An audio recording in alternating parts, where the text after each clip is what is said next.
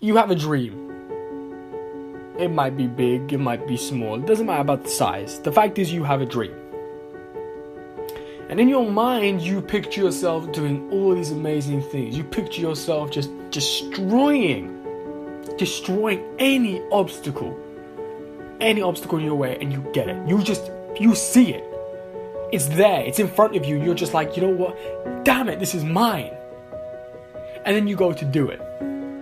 And you hit the first obstacle, and then you're just like there. You're dumbfounded. You're like, oh my goodness. You know, where do I go from here? You know?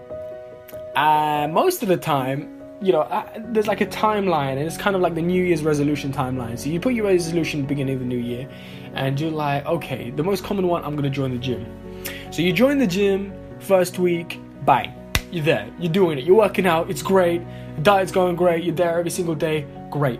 Week 2, you're not feeling it as much, you're giving it maybe 90%, 80%, you're still going, you're good.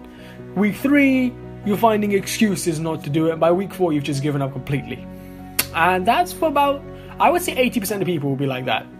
But the fact is, the main way to get through an obstacle is to actually go into it head on rather than go around it.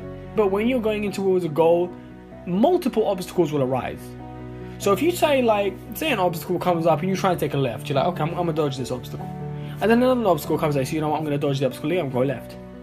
You can't keep going left and you can't keep going right, because eventually what will happen is you'll end up back at square one again. And instead of having one obstacle, you'll have every single one you try to avoid.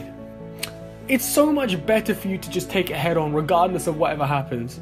Because there's a 50-50 chance you either destroy the crap out of that obstacle in front of you, or you fall. But here's the thing, you have to fall forwards. Always fall forwards. When you fail with progress. When you fail, make sure that you're adding something else. You're doing something more each time. So that way you keep building up till you reach a threshold where you can't fail anymore. To the point where you're fulfilling everything that obstacle needs in order to defeat it. It's the hard work. Literally, that's it. It's just hard work and commitment gets anything achieved. You want to be hanging around with people when you have some crazy idea, some crazy dream. You want to hang around people like that, and when you tell them, they're like, you know what? Damn, you should do it. I should do it with you. Not people who are like, oh, I want to achieve, being one of the best performers in my area. And they're like, you can't even get into a local production. People like that are just dangerous to you and to your goals. Here's the thing, you want to work, this is how you got to do it, right? There's a very beautiful proverb that I love because it says so much in such a short sentence. And that is, as you sow, so shall you reap. And it's perfect. And I'll tell you why it's perfect. It's perfect because what it says in essence is, the amount of work you put in is the amount of the rewards that you will receive. Maybe not all at once, but you will receive it in due course. So if you give 100% into your career in acting, your career in singing, in sport, in education, if you give it 100%, oh my goodness, you will get it all back. Not at once, but you will get it back eventually. But if you give it 90%, and then it doesn't give you as much as you were hoping for, and you start complaining. Why are you complaining? You didn't give it everything that you needed to give it. So why would you complain that you didn't get as much as you wanted? The only way you will get as much as you want is if you put in the amount of work that is required to deserve that. And people blame, everything that happens around them. They blame their friends, they blame their families for influencing their decision. That doesn't matter. They can talk, they can try to influence you, but at the end of the day, you were the one who made the decision. And, one of the most powerful sentences in the world consists of 10 two-letter words, right? And it goes like this. If it is to be, it is up to me. And you can make your dream become a reality. You can make any goal achievable. You just have to want it. You need to surround yourself with people who want you to achieve, people who want you to challenge yourself, people who want to see you get to the top. But if you can't break past that barrier of being afraid to go into obstacles, then really you're no better than the 90% who just have a dream and do nothing about it. You need to want it with every part of your body. You need to commit yourself, because commitment and effort is the only thing that will break these obstacles and get you where you want to go. But until you do that, you won't get anywhere. And the truth is, a lot of people unfortunately surround themselves with people who put them down, who think their dreams aren't worth it.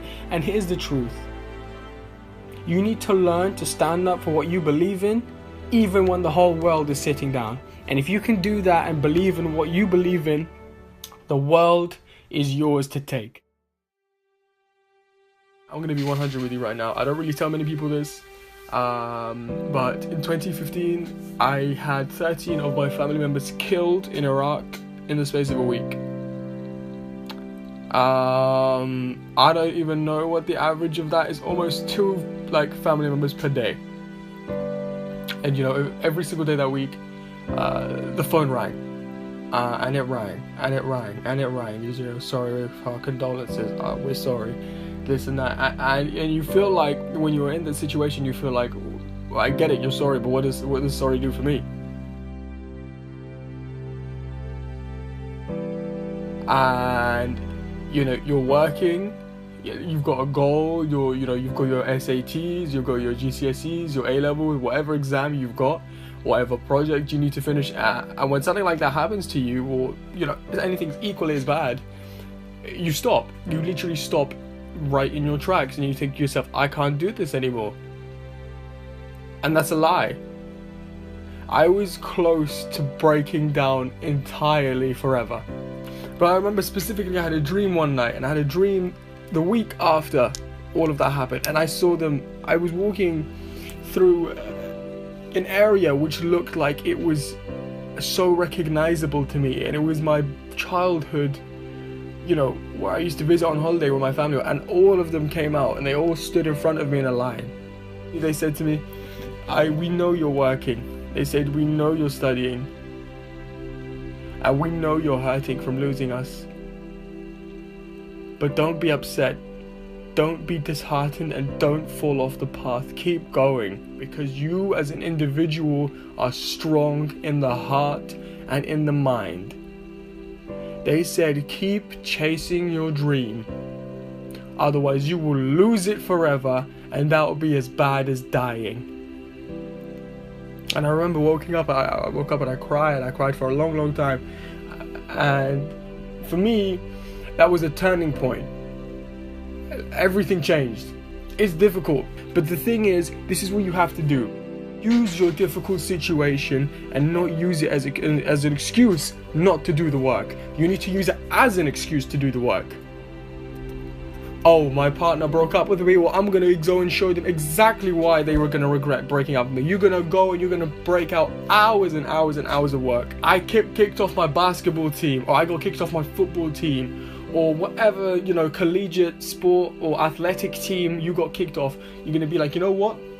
I'm going to work hard. I'm going to get at it. I'm going to come back. Like Michael Jordan got kicked off his high school team in the first year.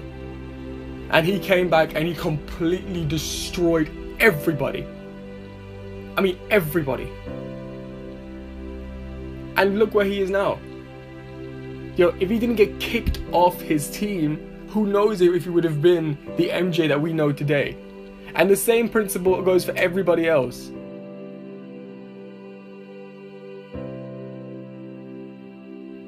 So for those of you going through a tough time, I know it's painful initially. I know that it's going to make you struggle. It's going to strain you mentally, and you're going to be running low on your resources. But I promise you, if you stick with it, if you stick to it, anything is possible. Don't quit, because then all that suffering you were going through would have been for nothing. Don't quit, because if you don't, then your dream is going to be gone forever. And to be honest, in my honest opinion, losing your dream is just as much as a part of you dying. Dreams are meant to be fulfilled, not to be broken, guys.